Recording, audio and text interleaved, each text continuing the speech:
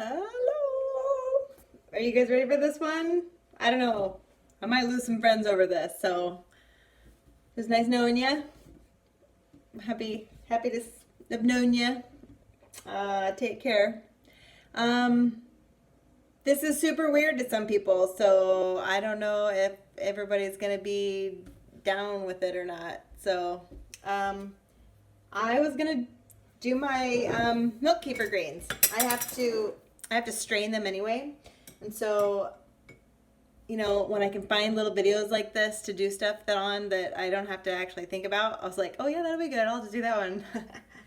And I hope that my intentions are good. I hope that it really does show somebody's some other ideas, something else that's going on. So maybe you are not in touch with anybody that does this kind of stuff, and your total noodle is blown, and you're just like, what?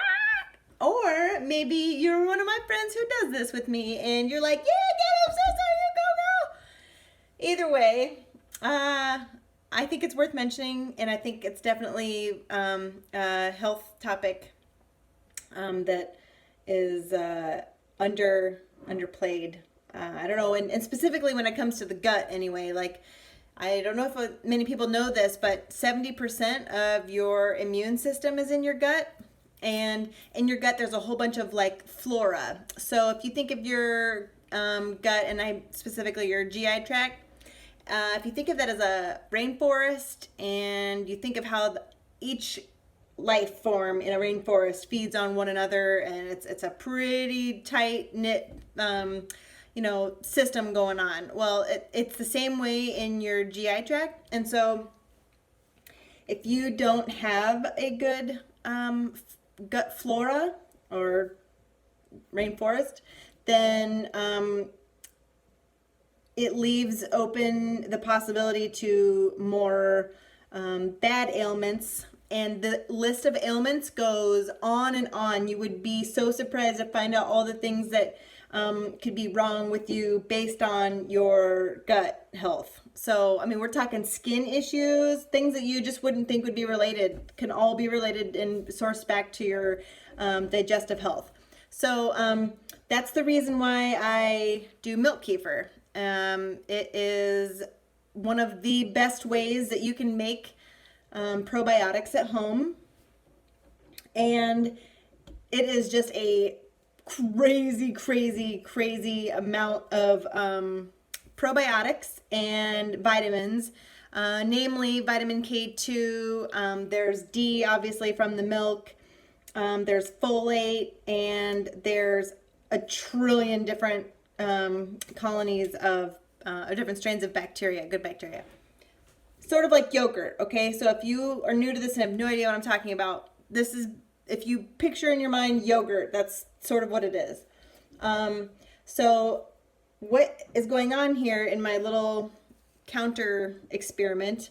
So this is milk in here, and I poured it in there yesterday on top of some kefir grains, and the grains are the actual culture, and it's a symbiotic culture, a symbiotic colony of bacteria, so of yeast and bacteria, technically. I guess, let's see, SCOBY. It's symbiotic culture of bacteria and yeast. So SCOBY, same as in kombucha, same type of SCOBY, except for that one's much larger. This is a whole bunch of little pieces. It resembles like little pieces of cauliflower, which, mind you, is why I remembered to do this video, because I was doing the cauliflower earlier, and I was like, oh, dude, yeah, that's a great way to explain what kefir looks like. So what I have to do now to actually get the kefir out of the fermentation process is I'm going to stir it, and it's really thick, like yogurt. I guess you can kind of tell that it's thick. And then there's lots and lots of little teeny little kefir beads. We call them grains. And essentially they're clear, but they kind of absorb, it's like a mushroom or tofu or whatever. It absorbs whatever flavor it's in or around. So they're these little beads. So anyway, I'm going to strain them into a strainer, trying to capture the liquid and keep the grains from going down. So This is a little bit of a tedious process, but I do this depending on the temperature of my house. A little bit warmer temperatures, they tend to like that a little bit better. So this time of year, things are slowing down. All my ferments are starting to slow down, but typically you can do a batch this size and a jar about this size overnight. But like I said, it takes a little bit longer depending on the temperature. So, all right. This is, let's see if I can try to get the drips off here. These are the grains, and they look pretty white probably in the video, but they're just a whole bunch of little grains. And this is, this is how they do things like yogurt and ferment things. So if you think about all the things that you eat that are actually fermented, it's not quite as weird. It's just really strange and really foreign for people to do it at home because they've never had to do it before. So your whole brain has to think of like, oh, how am I putting milk on the counter and letting it ferment overnight? How is that not rotten milk? Those things takes a while to get used to. So I'm not going to strain off all of this. So what you end up having is a really thick, yummy, it's almost like a cross between like a sour cream and a yogurt. It's pungent. I'm not going to lie. It's kind of sour.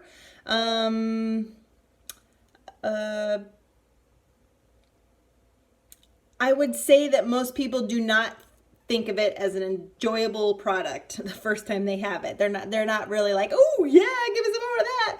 But it is, I think, a total mental, you just have to wrap your mind around how much benefit there is to this. So there's a few ways to eat, to consume it. You can put it in a smoothie, and that's usually what we do. We just save it in the fridge. So like I would just put a cap on this, put it in the fridge, and then when we come out, bring it out in the morning for breakfast, just throw a frozen banana in it and drink it like that. But I've made amazing pancakes with it, and you could do, Nick put some of it in his biscuits. It's basically buttermilk. So, it's really thick and fluffy, and it makes everything fluffy. It's great. The bad news is when you cook it, it kind of cooks off some of the good bacteria. Sort of like pasteurization for milk. So if you're buying pasteurized milk, I don't know why you're drinking pasteurized milk, but if you're drinking pasteurized milk, it is, there's no good bacteria in it anymore, and you're just drinking kind of like white protein sugar water. So the reason we drink milk, and the only reason I drink milk, is because I can get raw milk, which is unpasteurized and non-homogenized. And then one step farther, I take it and do my own probiotics. So my kids, my family, we all eat and drink kefir. So this is the milk kefir, not to be confused with the water kefir. I also have water kefir too, and I can use coconut water or regular just house water. Those are two really quick and easy ways to get into the fermenting world. Also with kombucha, I think kombucha though might take a little bit more time to do those things, whereas like kefir, milk kefir and water kefir, they're quick just to transfer it over into the jar, you're ready to go the next day type thing. There's a whole bunch of variables though, in learning the process, and that stuff we can go into in a different video, or I can be happy. I would love to answer any questions or talk to you about it or shoot you some links or any of the nutrition information. I honestly just didn't want to bore you with like, so I just wanted to skim over it with you and show you how easy it was to do it, what they look like. Like I said, if you can get over leaving milk on your counter overnight, if you can get over that, then you'll be good to go. That was pretty much the hardest thing to get over. So, but now we're making our own probiotics and our gut health is amazing.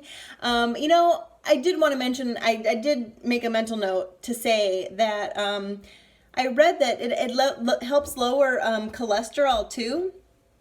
And the only proof of that I have for you, and I don't know that I've ever had high bad cholesterol, but it was a year and a half ago, 2 years ago.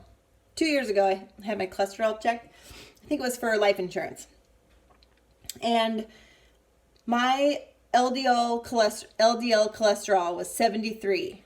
And their chart started at 90 something, 98, I don't know. So I didn't even register on their chart. My bad cholesterol was so good, was so low, that it didn't even register on their chart. And I attribute a lot of that to the fermented foods that we eat. And I attribute all of our immune systems to a lot of the fermented foods. And that goes with a lot. So there's a whole bunch of other stuff that you can think of. I mean, we can go on, but like, I'll just drop you with some thoughts, like cheese, fermented food; yogurt, fermented food; sour cream, fermented food; beer and wine, those are fermented as well. Not to say that there's really like a whole lot of health benefits from it, but a lot of that stuff is good for your gut regardless. Milk kefir also is tends to be okay for people who are lactose intolerant because the grains themselves feed off of the sugars in the milk. So basically it's lactose free after the grains eat the lactose. So, and that's depending on how long you want to actually keep your grains in the milk for. So that could be longer or shorter. So anyway, I hope you guys have learned something about fermented foods or milk kefir specifically, or maybe your gut. Maybe you didn't know that about your gut. It's a wild world down there, man. You got to take care of it. So hope you guys have a good one. Talk to you later. Bye.